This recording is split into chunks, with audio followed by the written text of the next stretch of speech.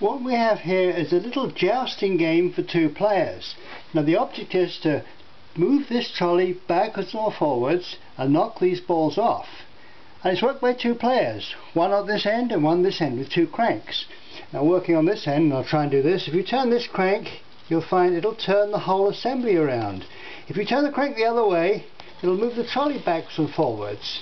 And the idea is to try and move this around and push the ball off. Now the problem here is your opponent is doing the same thing and his actions counteract your actions. And we'll turn the mechanism over in a second, we'll see how this works. But that's the object of the game, is to knock the balls off, and there'll be a whole framework built around this to collect the balls, but right now we've just got the pure mechanism, so you can see how the mechanism works. Okay, now here's the first part of the mechanism, and you can see if I turn the crank anti-clockwise, it's turning this part of the mechanism around, which is making the trolley go back and forwards. But turn the crank the opposite direction, and that makes the turntable rotate. So, depending which way you turn the crank, depending on what happens there.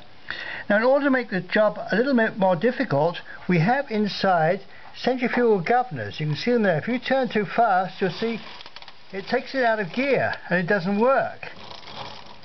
So the centrifugal governors stop you going too fast. Now we'll just turn it upside down and we'll see what's underneath. And there's the key part which makes it work. A couple of differential gears, so that when your opponent turns it counteracts yours. The difference between the speed you're turning your handle and the speed the opponent turns the handle is represented by the output shaft. So there is the differential inside. You can see as I turn this, you'll see how it works. There we go, and it's moving around now. So that's transmitting the motion up to the top there. So now what we're going to do is make the casing to finish the model off, and I'll post a video of that when all that's done, but this is the basic mechanism.